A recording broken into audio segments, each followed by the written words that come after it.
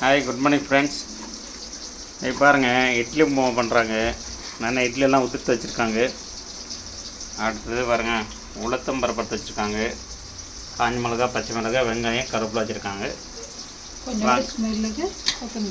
கொத்தமல்லி எல்லாம் கொஞ்சம் வச்சுருக்காங்க.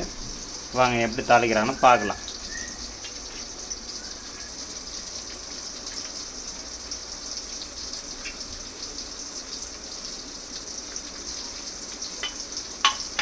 தேவையான அளவு ஆயில்,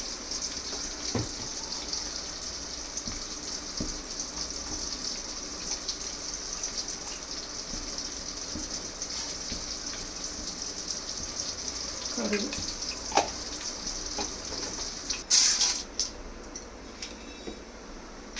உளுத்தம்பருப்பு,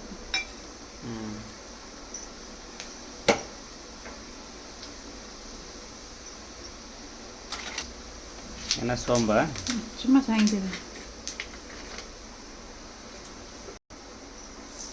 இது வெங்காயம்,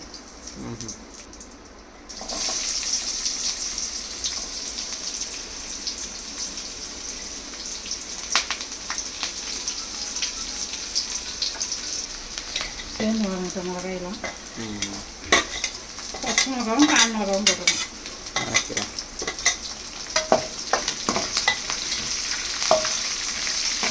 இட்லி உப்புமா தாளிச்சிருக்கிறாங்களா? ஆமாம்.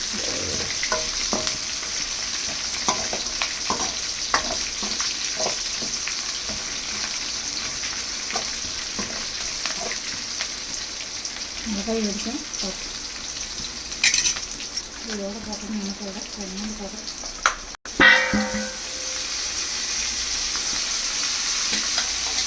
கொத்தமல்லியா?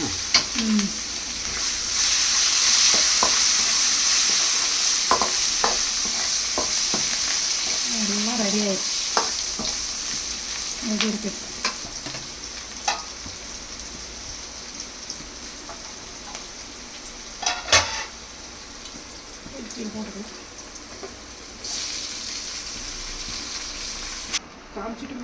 பாருங்க ஃப்ரெண்ட்ஸ், உப்புமா ரெடி ஆச்சு. இனிமேல் சாப்பிட்லாம் வாங்க. ஹாய் ஃப்ரெண்ட்ஸ், இங்கே வாங்க. இட்லி உப்புமா உதிர்த்து போட்டு வறுத்துருக்காங்க. இப்போ செஞ்சது உடனே செஞ்சதுனால இது மாதிரி இருக்குது. பழைய இட்லி மாரி இருந்துச்சுன்னா இன்னும் உதிரி உதிரியாக இருக்கும். ஆமாம், பருப்பும் போட்டுக்கிறாங்க. நல்லா வாசனை மொறு இருக்குது.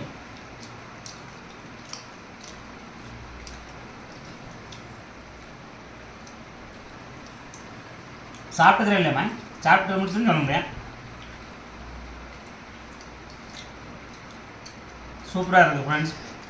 இந்த வீடியோ அவங்க பிடிச்சதுல லைக் பண்ணுங்கள், கமெண்ட் பண்ணுங்கள், மறக்காமல் பெல் பட்டனை ப்ரெஸ் பண்ணுங்கள். Okay bye. நாளைக்கு ஒரு சாப்பாட்டு வீடியோவில் மீட் பண்ணலாம். பாய்.